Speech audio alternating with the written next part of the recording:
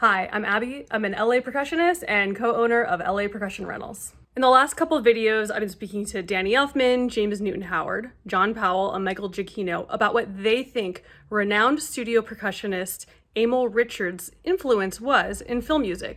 And we've also been talking about his contribution to texture and how that played into storytelling. So in the 1960s and 70s, at least here in the US, there was a significant growing interest in world music and experimental music. Emil was one of the forerunners. He brought his knowledge and sense of curiosity of these different genres and instruments into the LA recording studios. He had a gigantic and very eclectic, ever-growing collection of instruments, which made him interesting and useful to film composers. So let's hear from these four composers in their own words about the uniqueness of Emil Richards and film scoring in LA.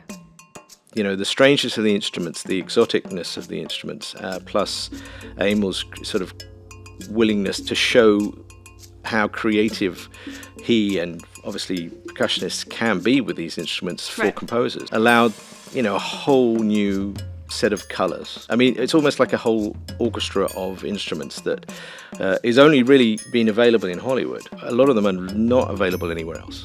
Once I got here and realized that this is where the cave of golden, treasures was. Right. I really went crazy. When I started, it was just my luck that in Pee-wee's Big Adventure back in 1985 that Emil just happened to be on the call. And that's how I met him. But at that point, I knew nothing about any musicians in town. I'd never worked with anybody. And so it was just a completely random piece of luck. And so he ended up on my first couple of scores, and I think I just learned early on he was like a collector of a lot of things. And then every time I was looking for some unusual instrument, it would be like, oh yeah, I gotta check out Emil. Emil's the one.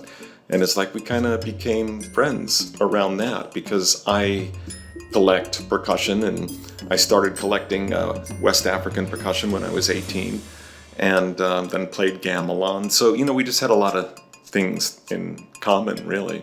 So that's why, as well, he was collecting instruments that could be much more authentic to, place and time. And I think it was convenient that he was able to either find or have made sets of instruments that weren't normally chromatic.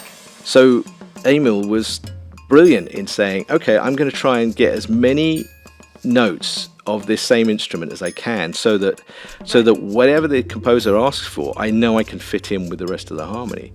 And that was just a brilliant piece of kind of making things work for composers under duress and under stress.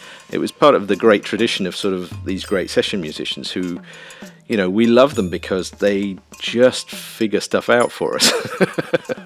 When Emil learned that I used to build percussion, I think we kind of bonded over that. Because before my band, Oingo Boingo, when I was with this theater group, we built whole ensembles of instruments. So I built an entire steel gamelan in those years. I ground down the wood and built a balafone orchestra of like 4 balafons and a bass balafone. We had like all this crazy metal stuff, racks of minor pans that we banged out the centers and tuned them. And, it was a big part of my early life was working with saws and grinders and tuning wood, any piece of wood that I found, and I spent like countless hours at House of Hardwood in Los Angeles, like picking through bits of wood and going, oh, this is beautiful. The first time I think I ever really realized how long Emil had been around doing this was in a movie called Klute, which is a million years old, but he used something he used to call microtonal bells. And it was the scariest sound in the world. And the composer was smart enough to understand, let me just take out everything that I've written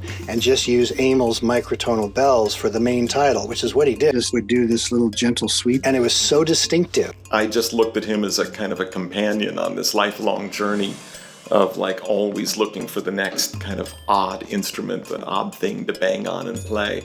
And that's what I think of when I think of Emil. So LA studio musicians like Emil had to work under pressure, but also embrace quick creativity. What we also had was the rise in supernatural and sci-fi themed films, which added a whole nother element of trying to find otherworldly sounds. And percussion just being this gigantic instrument family was looked to as a resource. So it was not unheard of for studio musicians to actually work with composers to help the composers find new sounds. Some of these curious percussionists, like Emil, were relied upon to help explore these new sounds and play in the film scores.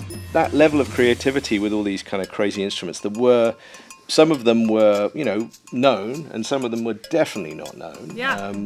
Some of them are from the world, some of them are from somebody's crazy, acid-induced mind. And so I think he was much more of an ethnomusicologist than percussionist had ever been before. It's one thing for a composer to be able to describe something to a percussionist, and the percussionist can find the right instrument. If I say, I need this instrument exactly played this way, if you were writing a classical score, you'd be very specific about everything, the sticks, the technique. You'd maybe put in notes, little note by the start of each part of the cue. And I'm sure that's how Emil started. It's about giving players freedom to do that as well, because there are a lot of people when they're writing music, they're like, no, just write what's there. That's all I want to hear. And they're missing out on these great ideas and these great textures, which would just help make what they're doing even more unique. That was really one of my favorite things about going into sessions, was seeing what the players were going to bring to the table. It's happening on the spot. You don't plan for that. Like, I don't plan for any of those things. And it's more about the fun of creating it right there and then, or having an idea or hearing something they're doing which may have been a mistake, and going, no, do that again, because that sound was great. And they're like, but that was a mistake. I'm like, I don't care, do it again, it sounds great. It's just the most fun process in the world. I love it. His experience doing jazz improv, plus working in the studios for so long, he had no problem improvising, super comfortable. Are you taking up the mantle and continuing the tradition of experimental percussion and finding things everywhere you go? Yep. Absolutely. We've been super inspired by Emil and playing and workshopping and restoring a bunch of his instruments. He made it like his life's work. That's what I loved about Emil, like finding and collecting these things and bringing them together into one collection. That was his life's work. That was his great contribution, other than being a wonderful musician and having played on 1,000 film scores. But he was the one that had all the sounds. I think it was like a lot of these kind of key percussionists who have brought percussion music in the 20th century. The way that everybody has used percussion has been always influenced by the players going to the composers and saying, I can do this, or we could try this, or experimenting. Outside of Los Angeles, it's especially rare to find people who can improvise as good as the guys that are here. But he spent a life doing that. It was nothing to him. He was just all-encompassing as a player. You go to these sessions knowing that the people there are going to be able to play whatever you put down. But it's the ones that play what you put down and more that are the people that stand out and contribute in a way that you can't measure.